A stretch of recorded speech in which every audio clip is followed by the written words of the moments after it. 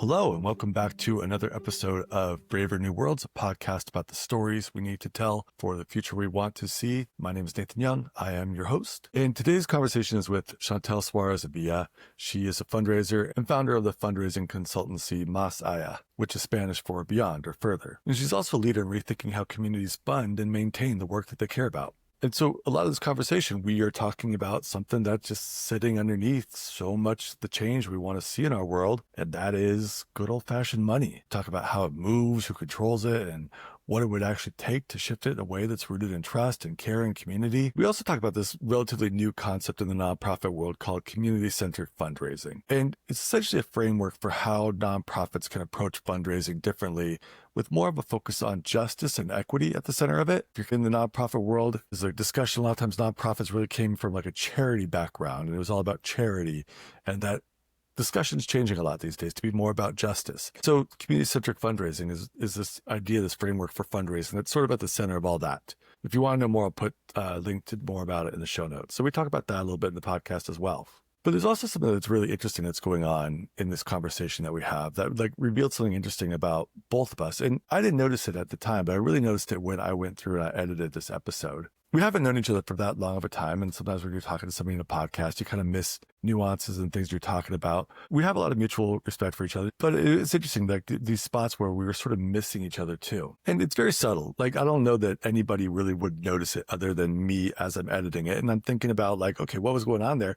And I realized that like we sort of come from fundamentally different frames in the way that we're approaching the work that we do and the way that we approach partnership and collaboration. And you see us sort of like discovering this about each other through the course of the conversation. Shantel is very much a collaborator and a community builder. And it sounds like she really enjoys working in close collaboration with the people and organizations that she partners with. Whereas my way of working is a little bit more of like side-by-side distinct partnership and with some willing to like exercise some persuasion as well. I think those are like sort of our two respective default modes. And as we're having this conversation, we're sort of realizing how the other person maybe approaches thinking about partnership and collaboration differently. And you're kind of seeing how that's coming out in our conversation. I think towards the end, we sort of get to this point where like realizing that we both maybe have something to learn from each other, but also like the ways that our different mutual ways of operating have different benefits. And like we need both. And so I thought that was really interesting as I was going through the episode, editing it yesterday to kind of see that come out. Perhaps you'll see it too. Let us know if you do. Maybe I'm just like, I just made this up myself, but I'd be curious if anybody else sees it. I think it's a really great conversation that Shantel and I had. And if you're interested more in that community-centric fundraising concept, I'll have a link about that in the show notes. And so without further ado, here's the episode.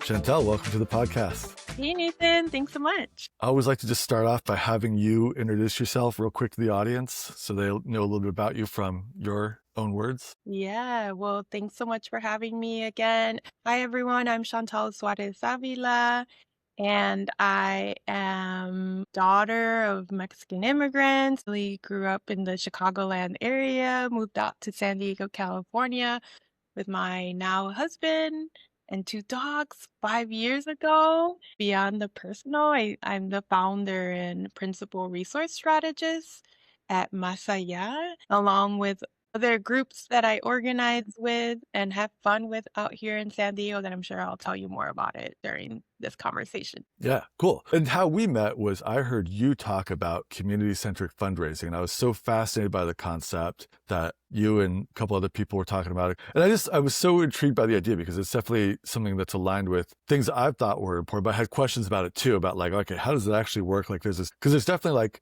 an idealistic component of it, but then there's a sort of a brass tacks of like, how will it work? So it's been really interesting to just sort of follow your journey and get more involved to learn more about it too. And I'm guessing that's part of what we'll be talking about here today, right?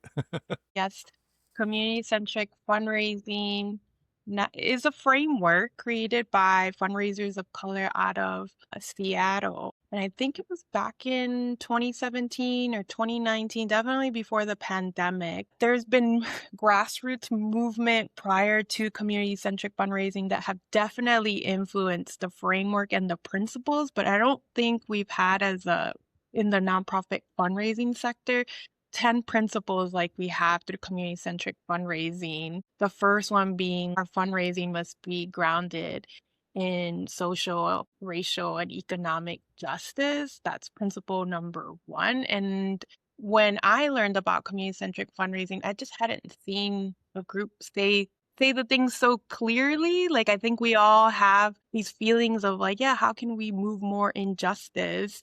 But how do we do that in the fundraising sector, in particular in the nonprofit sector, in relationship to both philanthropy and government? And so, yeah, that has become a global movement now because, right, when you think about capitalism, how money is moving in the public sector for public good, right? Like that is something that the entire world grapples with. But here in the United States, since the founding of community-centric fundraising, folks have really subscribed and tried to sort of like be in conversation about the principles, what they mean. And to your point, Nathan, is like, then how do we practice them, right? How do Yeah. you move from like concept to doing it in practice with just like within yourself, on your team, with others, with your stakeholders, right? And that's the journey, right? I think that's the journey we're all on when we think about our values and how we practice them. Yeah. I know a lot of your work is around fundraising. So I'm curious, how much is that practice infused in your work? Can you kind of tell us a little bit more about what you're doing with community-centric fundraising, both in your own organization, but also as a community that you're building here in San Diego too? Yeah. As I answer that, I just want to lift up like how I even got connected to community-centric fundraising. Because yeah, I think that learning about community-centric fundraising and then wanting to practice it has really been my journey and how I created my company, Más Allá. Más Allá stands for beyond in Spanish. And so this idea of like, yeah, how do we practice fundraising in a way that can be led by our values? And how do we center community along the way? And community-centric fundraising was one of the earlier frameworks that I got exposed to when I was trying to figure out how to do that. One, so it gave me a framework, it gave me vocabulary, and it gave me community. Originally, when community-centric fundraising was forming, there was a Slack channel, and there was Slacks for people by interest, by geography, and following their website newsletter was a really good way to kind of for me to learn and be in community and feel like I wasn't alone in figuring out how to fundraise differently, right? And Yeah. a really important thing to like underline when you're trying to create a braver new world, a braver new space or community, the feeling of like, am I alone in this journey? That can be really isolating and discouraging and not motivating, right? To Uh-huh. then be able to do the courageous work. And so I just want to underline there's a lot of good community building opportunities that then help me feel like more confident in experimenting and practice community-centric fundraising than with my client partners. And so Más Allá works with social justice, BIPOC leaders across the US who work at nonprofit organizations that not only working towards justice for their communities, but trying to practice their values in fundraising.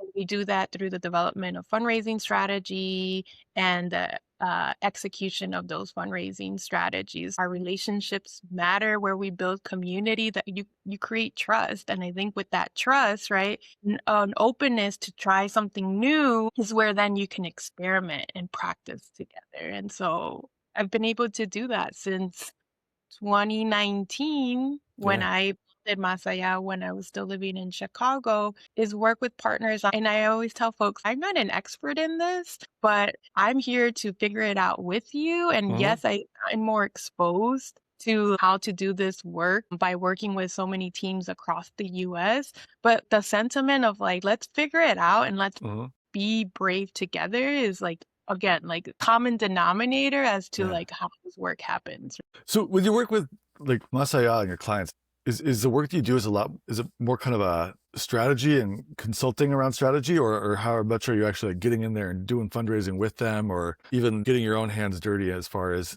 how you're doing that work? Yeah, for all the entrepreneurs, founding organizations, Mhm. it takes time to even figure out like how do you talk about your work and Yeah, like I in a know. way that like in a way that like Mhm. can resonate, it makes sense to you, it makes sense to others. Yeah.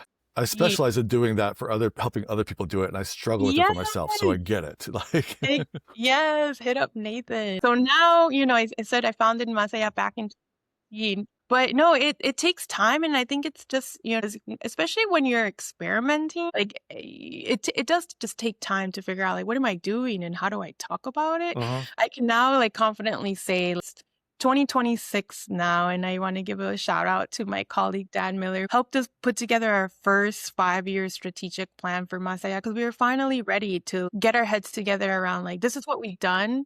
This is what we want to do, and this is how we want to do it, right? And so Dan was able to help articulate a lot of these ideas for us. But like, to answer your question, so yes, I would say 2 buckets. One is getting your hands dirty, putting together fundraising strategy, helping groups implement, whether that's like an individual giving campaign, a digital campaign. It could be like, hey, Más Allá, we're trying to raise $1 million in new revenue. Like, can you Uh-huh. help us figure that out? And that takes time. And so, like, from strategy to execution, we figure out, like, okay, what revenue streams would make most sense for your team with the strengths that you have, with the capacity that you have, with the organizational sort of strategy that you have to then be able to do that work. So yes, our hands we get in there, we see it, we want to feel like we are part of a organization's team. And so that's part of the partnership that we like to create. It takes a lot of trust and courage to be able to raise resources, especially these days with the amount of just BS that we're dealing with politically speaking. So, Yeah. but the second bucket I would say is in the nonprofit sector, there is this need to, of course, bring in resources into community. There's a need to advocate for more resources into community and how those resources are redistributed. But also there's a need to work on our belief systems about money and how we do it and how we need to be at. And so those belief systems are also a part of our work. And we do that through trainings and workshops and speaking engagements where we introduce frameworks like community-centric fundraising or the water of systems change that is all about how do we do systematic transformation at numerous levels, starting with your belief system. Yeah. And other frameworks that just, and I bring up frameworks because it's a good starting place for people to like have shared language and vocabulary as they're working on like changing or just evolving their mentality about how things are and how things could be. And so that bucket for me is really fun. It takes more time, mental transformation that goes into organizational systematic transformation. It Yeah.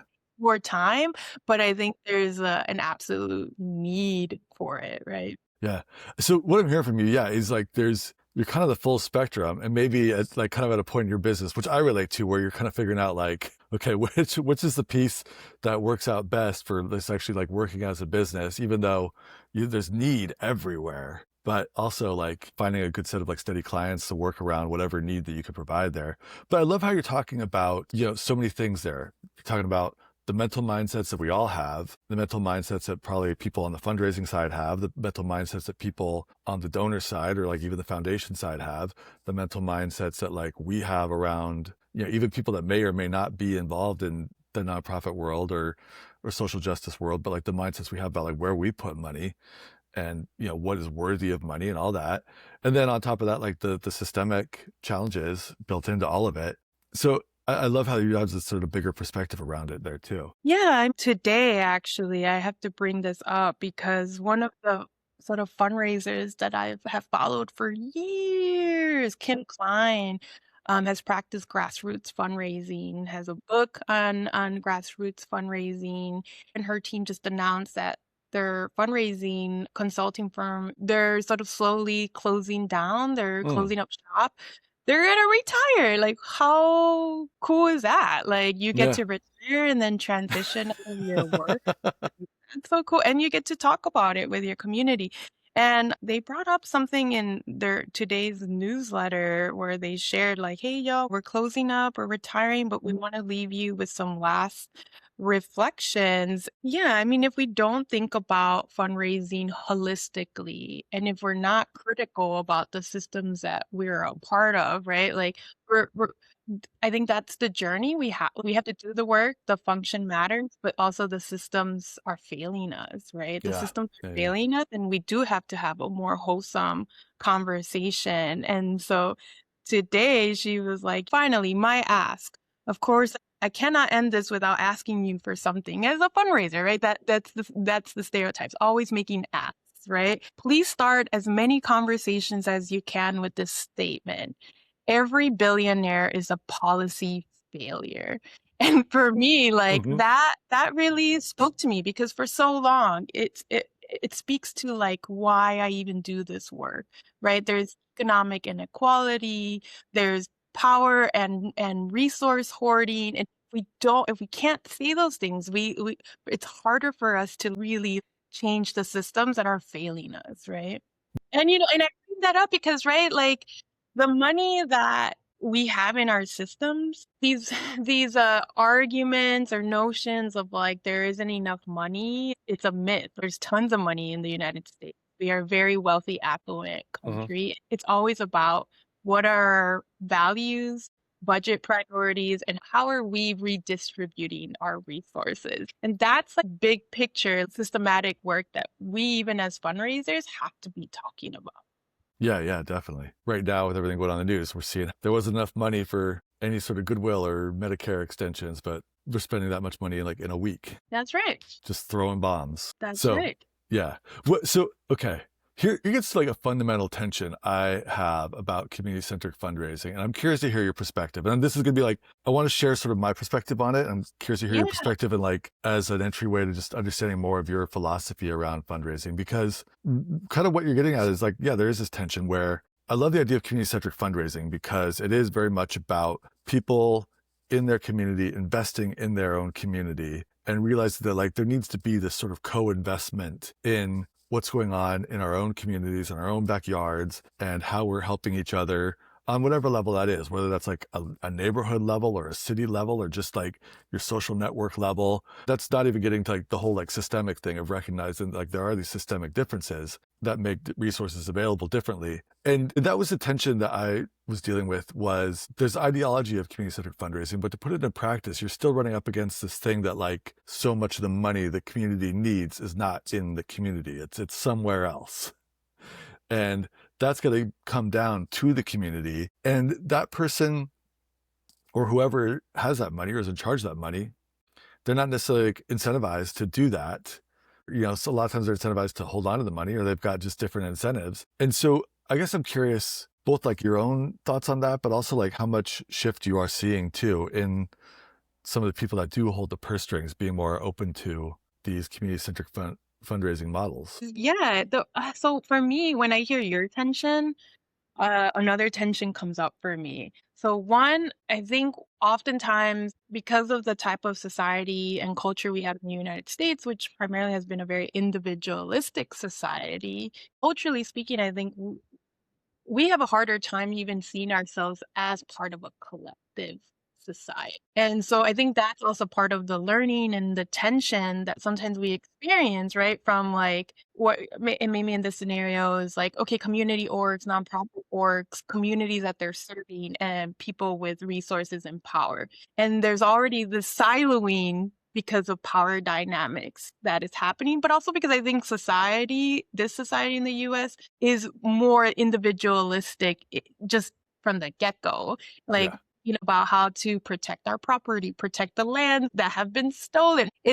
We have that history, and part of that is like we're learning. And I think, this is like the power and beauty of like diversity and immigration is that you have more ideas about how to be in community when you have more types of cultures in a one place, right? And so I think for me, with community-centric fundraising, this is a framework that speaks to especially fundraisers. And I would say something to add to that is like, this is a framework that is meant for, I think, everyone who cares about equity and justice and ensuring that communities are getting the resources that are right.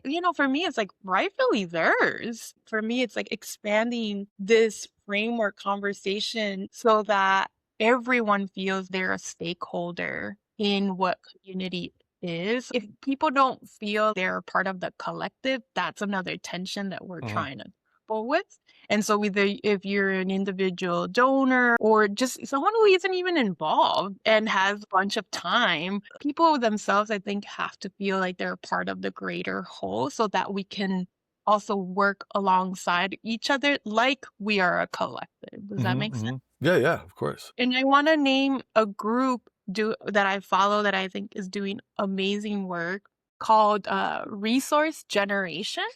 So these are younger folks or folks who have more progressive ideas and like recognize that their wealth probably was stolen, right? Like how their families accumulated wealth was because we've had an unfair tax system, right? These are folks that are already willing to be critical about like, wait, where did my family wealth come from? Those are the conversations that we need to have in this country. We don't talk about reparations. We're not even there yet, right? It's like we don't want to have the hard conversations, right? It's hard to have these hard conversations, but I really admire this group because it's folks who have inherited wealth, who are trying to be more critical and not coming from a place of guilt or shame, but like, yeah, we can be critical about what we have and how things can be.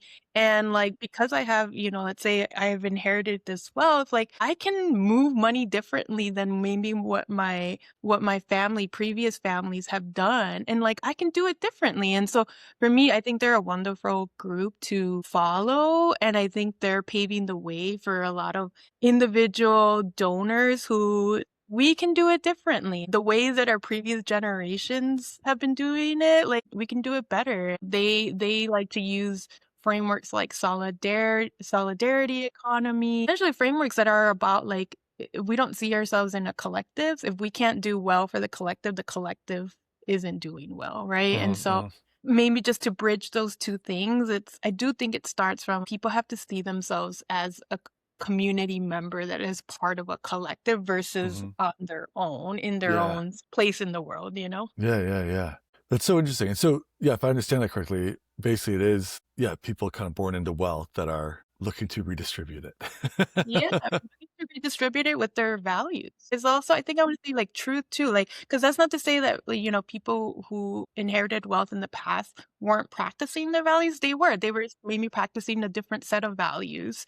So in the nonprofit sector, we have this. How do we move from charity to justice? Because the nonprofit sector, philanthropy, was created with charitable values, which was sympathy for the poor, Yeah. right? But there's reasons why there are poor people. And if we're not having, right, so we're still trying to have those conversations. And I think Yeah. resource generation is, I am trying to practice my values, but it involves like justice and it involves doing more sort of investigative work on how these resources even got here to begin with. Yeah, yeah, yeah.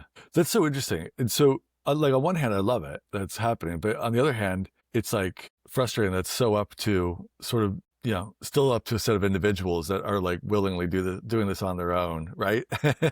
But the other piece I want to investigate, because I'm always thinking about like, okay, what's the sales pitch? What's the persuasive edge here? I'm just curious, like, what is going on in their minds that makes them think this way as opposed to any other way they're thinking, where they could be going after more pride and doing things that inflate their ego or whatever somebody with a lot of wealth, generational wealth, might do with that money, like hoard it, create their own business, whatever they're going to do. I mean, I'm so curious, like, what's going on that makes them think this way as opposed to any other path that could go. Man, I wish I was a wealthy individual redistributing to be able to, like, I don't know, but I think that's like an invitation to, like, I follow them and I know I want to figure out, how do I work with these people? Because for me, beyond like, so let me take a step back. How we even define resource going back to belief system matters. So a resource through our way of working at Más Allá are monetary and non-monetary resources, right? So it could be cash money, it could be time, it could be a talent. All of these things are examples of resources. Well, guess what? We all have different types of resources available to us Yeah. because of XYZ reasons. And for folks who have more money, cash money is a resource they have. But I imagine for the folks at Resource Generation, there's probably like other things that they're holding, so that from time to talent to figure out like, yeah, how do I move this in a way that is less harmful? And I imagine, I don't know, so invitation maybe to bring someone on from Resource Generation. Yeah.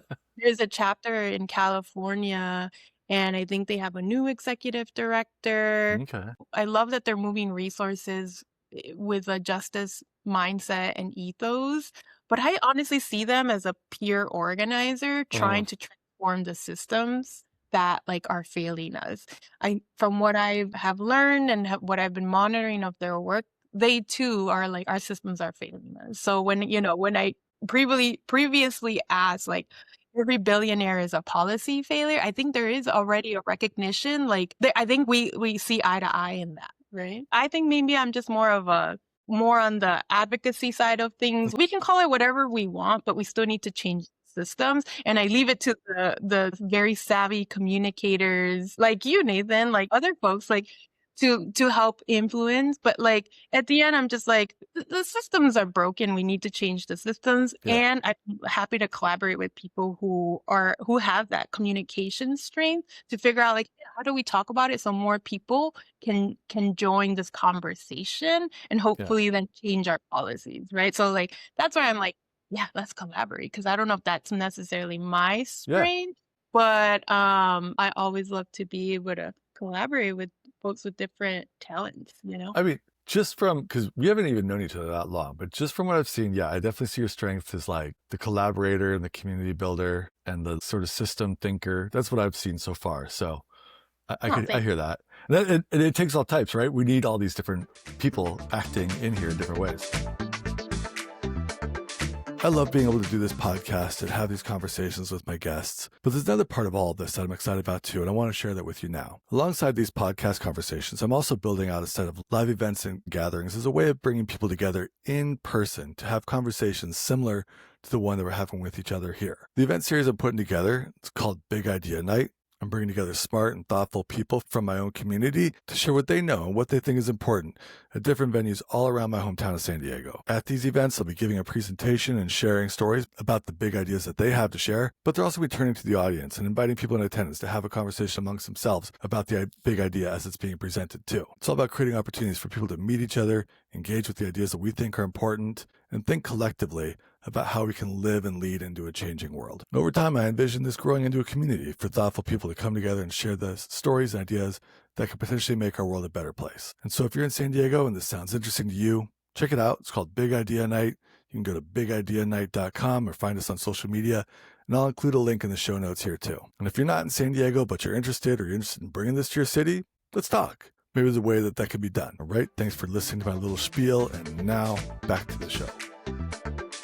I always send this pre-interview form, and you filled out a lot of great ideas on there. You had big ideas, big visions, and I love it. And we've talked about a lot of these big visions here already in this conversation. And I guess I'd like to hear about kind of like, what are your main theories of change? How do we move towards this braver new world that we're talking about here? And we've been talking about it in terms of fundraising, but as we've talked about too, there's so many other things that come into that also. So I guess I'm just curious to hear more about what are some of your theories of change or things that need to shift to get us to a better place? Yeah. And that's a big question, right? And it is a big question. Yeah, it's a big question. I think for me, I'm going to tie it to how did I even get into this work? Like, and then how do I do it now? Because the thing is to create a braver new world where all folks, right, have access to housing, food, job security, clean air, a healthier planet, the ability to enjoy leisure, feel joyful, and then ensure that we still have caring democracy that is representative of the people. Yeah. That's hard. We've been doing it for so long. I'm just kind of like, gosh. Someone brought up in one of my conversations recently, MLK's book, Where Do We Go From Here? Chaos or Community? And I'm like, man, we've been doing this for so long. And I think it has a lot to say about our human sort of history and characteristics. But I've been reflecting on this. Where do we go from here? Chaos or community? And yeah, what you said, I'm like, dude, community every day, all day. And building community is really hard, right? Because there's differences. People are at different places in their journey. People have different capacities, right? There's just so much that goes into even being community in a way that feels inclusive, like folks feel like they belong and they can contribute, right? That's a journey in Mhm. itself. But chaos or community? Yeah, of course, community. And I don't want to be paralyzed by like the chaos that is happening even now or in the future. And so for me, yeah, like the big change I want to see is probably the dreams of so many people that came before me and that will come after me is like, how do we do this so that everyone can have, equal access to resource and equal access to like decision making over their lives? I go back to truth telling, like, man, we haven't even peeled back all the layers of the history of this country yet, right? And so sometimes it feels so hard to want this braver new world because Mhm. so much of the not looking into our past we haven't even done yet. But I do think both can happen Mhm. simultaneously.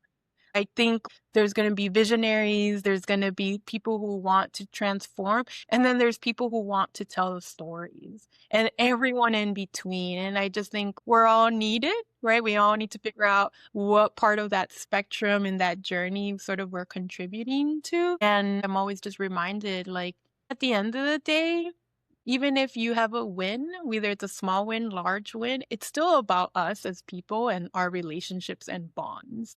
Mhm. So for me, I want to be super real about even if everyone has housing, food, job security, but how do we feel as humans and towards one another is really important, right? I think then there's that part of joy and happiness that I think humans deserve, right? Mhm. Yeah, yeah. I love it. I think I knew that I wanted to be a part of the resource flow since very young. I grew up in a pretty Mexican American neighborhood in the Chicagoland area that was next to a Black neighborhood in Chicago and then next to a mostly white affluent community. And for me, since very young, I remember being like, dang, just 5 minutes away, I'm experiencing different worlds. And as being the curious child that I was, when you go to this community, like, why does it look this way? And when you go to Mhm. this community, why is it like that there's more parks here? Like, so this Mhm. question of like, why, already like sensing the access to certain resources and how resources are being like made available. As a child, I didn't have that language, but I just remember being like, Yeah. why is it you can be outside in this park with no real, I guess, concerns for whether you're going to be okay or not. Like, so I started kind of just paying attention to that very early on. Just wait, there's white people here, there's Black people here, there's like brown people over here. Why? And so this question of why I've always had since a child. I ended up studying public policy because, like, I understand people have agency, but there's also reasons why these communities exist, right? And so there's this just constant wanting to understand why are certain realities the way that they are. And then my personality trait of like, but it can be different, right? Yeah. Like, Yeah, yeah. and be beyond taking it for what it is, but it can be different. And how can we do that? Yeah. And for me, I value policy creation, improvement. And when I was in my public policy undergraduate degree, I love being on teams because I could already start sensing people's different traits. Like, I'm the researcher, I'm going to analyze this. Okay, I want to learn how to communicate this potential policy that we're creating. Right? And then I'm like, well, this budget seems really interesting. Like, let me try to track it. It's like, Yeah. how much money do we think we need? And that's already how my own sort of interests towards budgets that are paired to like ideas or solutions from community members. Is I want to work with people who have real experience on the solutions that they think will address the issues that they're facing. Hmm. And I want to work with visionaries, Yeah. dreamers. I want to work with people who are brave to risk a different way. And of course, there's failure, but that's the type of risk that I want to practice in my lifetime. Is I don't want to feel scared to pursue something because it's not mainstream, you know. Yeah. And if I feel more comfortable working on a budget and potentially pitching, like, fine, that's the lane that I'm gonna take, right? I like to think of it as like this is just a solution that we either need to implement or can just experiment with. The pitch language is important, and at the end of the day, these are things that we're trying to help make the world a better place Hmm. and like have real impact on people. And so maybe you can tell me, because you're more of a word communications sort of strength background, but sometimes when I hear the word pitch, it doesn't feel serious enough for me. It's like I'm pitching to you, so I'm going to bet something about the word pitch does not feel serious to me. Okay. All right. Well, I'll share an answer, but I just want to call I really appreciate that mix of like vision and practicality and like asking the questions that you shared there. That sounds like that's just been a part of you from the get-go and from an early age. And, you've brought that to where you're at right now. So I was really intrigued by everything you just shared there in that regard. So thank you. Yeah, thanks for also giving me the opportunity to share about my childhood upbringing. Yeah. And so let's see, when I talk about pitch, when I think Okay. of it that way, I mean, basically like what I'm saying is, and this comes back to my work too. Almost every time I'm working with a client, the biggest thing I've got to do is try to get them out of their head and into the head of the person that they're trying to talk to or influence or persuade or whatever that is. And so the pitch is really kind of getting to the emotional needs of that person and like what they need and what they want. And so I think about this so much in the nonprofit space, where if we're doing fundraising, if we're trying to raise money, and maybe I think there's a lot of times we go to this thing of like, we're doing really good work. This is really important work. You should fund us. You should give us money. But that might be true. And that might be a completely valid reason, but that might not be the reason that creates an emotional interest in the audience that you're pitching to. Yeah. And when you think of a foundation, like sometimes they might just be looking for the most risk averse person, like the safest person to give money to. If you think of like, maybe it's an individual, they want to give money to whoever's going to make them look the best. There could be all these different things going on for why people are contributing money to these causes. And it's not necessarily about just the quality of the work the organization is doing, for better or for worse. And that doesn't mean to negate that as far as like how any organization positions themselves, but just to step out and think of how do we augment the way you share what you do and the value of what you do in a way that's like going to resonate with the actual audience that you're trying to influence here. Yeah. And that's making me think of a conversation I was recently a part of. Sam Choi from the Nonprofit Institute invited a few of us to accompany him to this one session at USD called Coalition Rhetoric for the Uncommon Good. And I was like, that seems interesting. Like, rhetoric and uncommon good and I'm like, those are even words that I'm not sure I've even seen like together in like one sentence, right? Similarly to you, Nathan, I think that's a big part of like numerous connections, but I do think about communication. I love collaborating with the communicators, but I still have ideas about like, like, and Yeah, wanting totally. more, like curiosity, right? To your point, to be a better relationship builder, to be a better community builder, because it takes communication, right? Yeah. And so we sat in on Dr. Keeling's sort of research where she was sharing to this group of students, colleagues, just not even folks who don't even go to USD like me, just a little bit about her work. And what you're saying, and I'm still even processing that, is just sharing like rhetoric basics. And I mean, I don't know, you probably have your own thoughts on this too, but I've learned a few things that it's making me think of the point that you're making. Like, so one, rhetoric is not good or bad. So even right now I'm catching myself like pitch doesn't feel like Yeah. that, right? I'm like, wait, Hmm. hold up. Maybe I can like reevaluate my feelings related to that. And then she had mentioned persuasion is used in rhetoric, and the modes of persuasion from, I guess, ancient times. I remember her bringing up Plato and such philosophers of that time. Like modes of persuasion include ethos, which are ethics and values, pathos, which are feelings and attachments, logos that can include reasons and words. And I guess I'm bringing that up because I feel like I hear that in a little bit in your Oh yeah, response. 100%, 100%.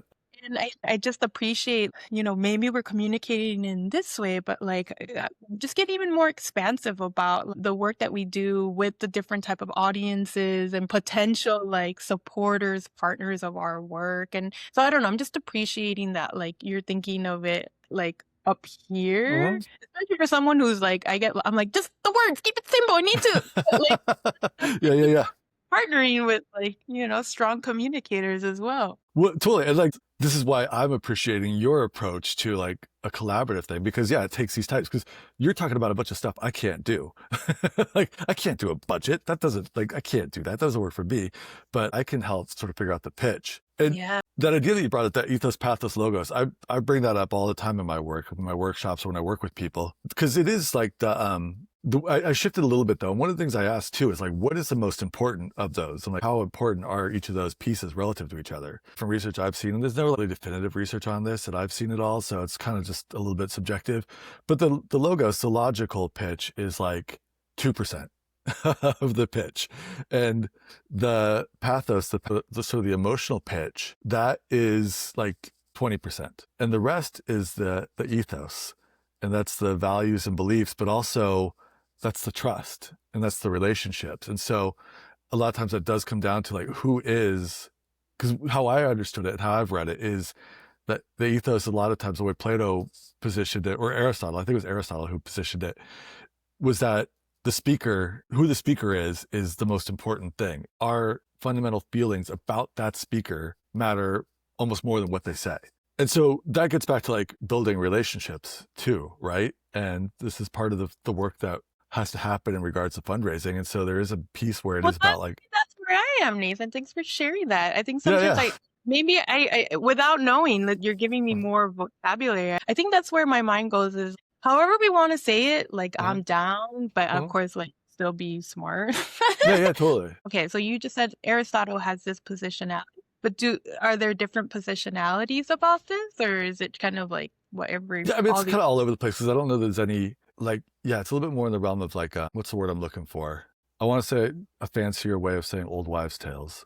A more academic way of saying that, to where I don't know that there's any like real research or data on it. But I mean, I think you can find data on it in other ways. And like, it also depends on how you position it. So a lot of the big part of the ethos is just getting to that conversation to where the pathos even matters, to where the emotional appeal even matters. Because think of it like this is an example I bring on my workshops all the time. Like, you get an email that says, hey, you just won $1 million. All you got to do is click this link and I'm going to send you all this money. Congratulations. Yeah. You're like, I don't think so. Like, no, I don't recognize this person. I don't know who this is. Yeah. And like, Yep. $1 million would be amazing, but you don't trust the person saying you've won $1 million. That's right. Meanwhile, your best friend shows up and they're like, I need help. I need $1,000. You're going to give them $1,000, right? Because it's like your best friend.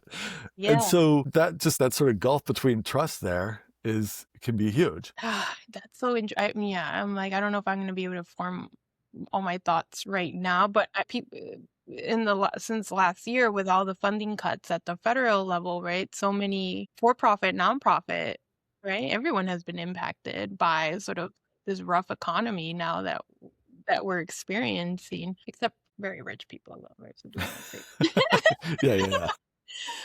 But so, people are like, how do I adapt? How do I adapt? Right now, there's hesitation to move money. There is no money coming from certain sources. How do I adapt? So, and then people coming to a person like me that are like, well, you do this for a living. How do we do it? Right. And I'm just kind of like, well, I'm also adapting right along with you. Right. And so that's obviously an answer that feels hard.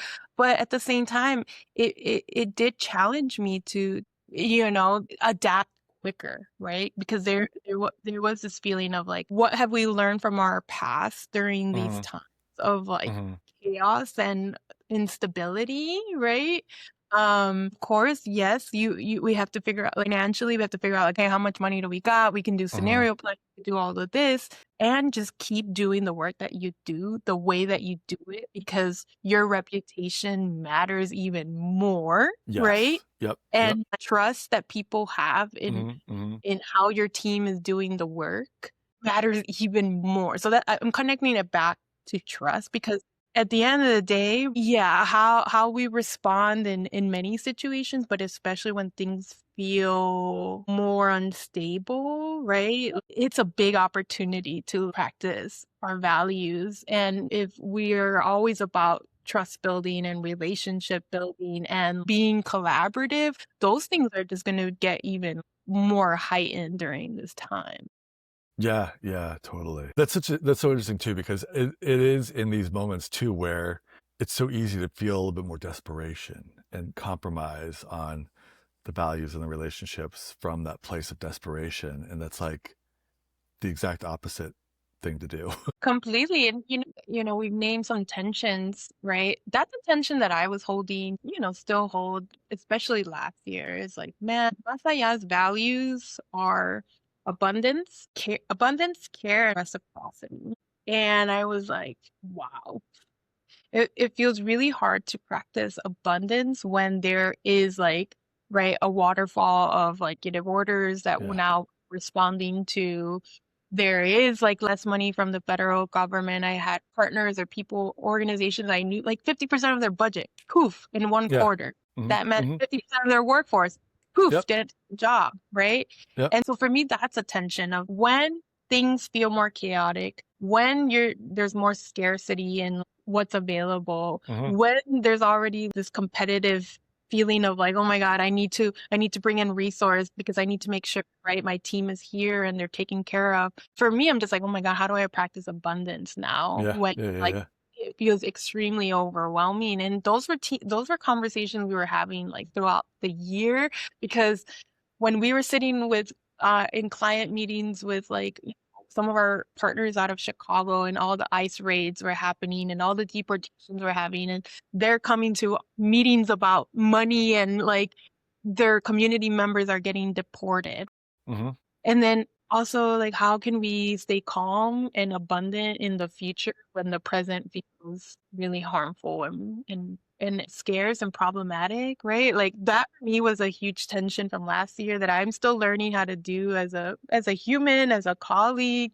Yeah. And all I can say is like, just like how we all have different strains, I'm just like, yeah, it's still needed though, right? Can't create that braver future without that hope, without that belief, like things can change, things can be better, we can do better.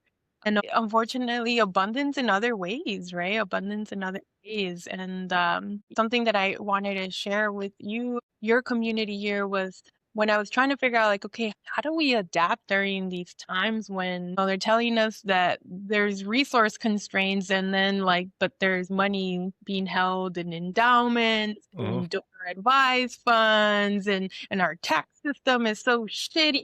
How do we do it, right? These are the conditions, these are the environment. And I was like looking to my partners who've been around like 30 plus years, and I've always knew that collaboration is important, essential, but I think it's that much more important like Hmm. during times. And going back to this conversation we were having, right? If like we don't see ourselves as part of the collective, Yeah. yeah, this notion of like we need to see ourselves as part of the collective, and that our maybe individual negative impact is on its own. It's like, no, right? People are going through it. We need to be together. We need to figure this out together. And then when it comes to resources, is like, how can we share our resources when the environment already feels challenging enough? That's another tension. It's like, Yeah. how can we share our resources, because that has actually helped us through and through as humans, and it feels hard sometimes, right? And so recently my colleague Anna Soto from Akitso was like, hey, the other day I remember the quote that you shared at the Nonprofit Institute, actually, where you were, Nathan. De uno comen cuatro, Spanish phrase for from one, many can eat. And this idea of like, yeah, if we don't see our resources as things that we can share, especially during times of high need, that's something that I think we're all still grappling with, right? And these feelings of how can we share our resources? How can we feel more collective in the process? And then on top of that is like the need for resource for our community for the long haul and as unrestricted as possible. That is still something that like I do through Más Allá, and now in the future through the collective resourcing cohort that we're trying to pilot here in San Diego. Because yeah, right now I would say collaboration doesn't necessarily feel like the most mainstream behavior in how for-profit to nonprofit, right? To all the sectors. I think we're still learning how to be more collaborative, And so this would be a cohort experience to help leaders from all sectors in San Diego like learn how to evolve their behaviors, their mindsets around resources, be more collaborative, and advocate for more resource distribution. And Mhm. so something I'm really excited to experiment with, and hopefully in the future can talk to you a little bit more about Yeah. that. That has been something that as I've adapted with the times, it's going to take so many of us to be able to do this work together, and people should not feel alone during these quote unquote chaotic times. Like, yeah, Yeah. I think like how can we be in community during these times, right? I love so many things you said there, and there's so many threads I want to pull out of there, but also I think that's probably like a good spot for us to wrap it up today because we've already been talking for a while. But yeah, Yeah, we'll put a pin in all yeah, those things because I think there's a lot of really valuable things there. So definitely. Chantel, tell everybody how they can get a hold of you or find you if they're interested. Yeah, if you're interested in learning about community-centric fundraising, the water systems change, the fundraising that we do at Más Allá, from strategy to execution to any of the narrative change workshops and trainings that I mentioned to you, like reach out to us. We have a website, masallaconsulting.com. I'm sure Nathan will probably share a For the little show bit more notes. details in the notes. Yeah. But our website is our best place to get connected with us. You can contact us there. We're on LinkedIn. I'm personally on LinkedIn. If you're a friend of Nathan, you most likely will be a No. friend of mine. So, yeah, excited to connect with folks in the future and figure out, like, so happy to join Nathan to be able to have these conversations, like Yeah, break totally. new worlds. They're happening, and like just need more people to get in there, Be you in know? there doing it. Yeah, yeah, totally. All right. Well, awesome, Chantel. Thanks so much for being on here and so much good stuff. And fundraising conversation is so rich for me because that really is going to be at the core of everything, right? Unfortunately, our world needs money. And so how we think about getting money to communities and thinking about it as a justice project is so valuable. So I really appreciate the insight there. All right. Well, thanks so much, Chantel. Thanks for being on here. Yeah, thanks, Nathan. Thanks, everyone.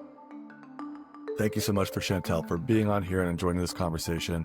I really appreciate that we've been able to have such frank and honest conversations about money and fundraising here on this podcast. We had Chantel this episode. We had Loretta Turner a couple episodes ago, so not that long ago. So if you're curious, go look that up. And I think this is really important because money is like unavoidable. Everything that we want to do, everything that we want to create is going to come down to money at some point, and where the money goes and who has control of the money and who gets to say, who says where the money goes is going to be a part of the dynamic that we've got to deal with for a lot of what we want to create in this world. And so I know that so many of us that want to do good can almost have this tension around money and the stories that we tell ourselves about money. But I think there's a lot of important conversations that really need to be had here. And so hopefully we can have more. I'm looking forward to it. I'm curious to hear your thoughts too. What's your relationship with money like? How could you see money moving differently? And I'm also curious if anybody noticed that thing that I mentioned at the beginning about Chantel and I sort of speaking different languages around collaboration and partnership and pitching and persuasion and the way that we talked about things and sort of coming to a mutual ground on that through the course of the conversation. And like, what did you think of the place that we seem to end up? Also, the obligatory things you say at the end of a podcast. If you haven't already, please like and subscribe so you can help the algorithm know who else to send this podcast to. If you're not watching it on YouTube, like that's actually like A lot of people are watching it over on YouTube. Hey, I'm all for it. I don't usually watch podcasts on YouTube. I listen, but if you want to watch, you can. We're there. And I really appreciate the people that are on YouTube watching it, because it seems like a lot of new people too. So that's great. And if you got something out of this episode, share it with someone who you think might benefit from it too. I also do a lot of like short clips of each episode. Those are on YouTube, Instagram, TikTok, LinkedIn. So go find those and share those as well. And you can find information and ways to connect with Shantel in the show notes and check out her consultancy, Más Allá. And if you're interested in the event series I mentioned in the commercial, you can find a link to that in the show notes too. So with that, thanks so much for being here. Really appreciate all the folks that are listening. We're on episode number 9. I'll make a big deal about number 10 when that happens next week. But number 9, hooray for us. We did it. 9. And see you in the next one.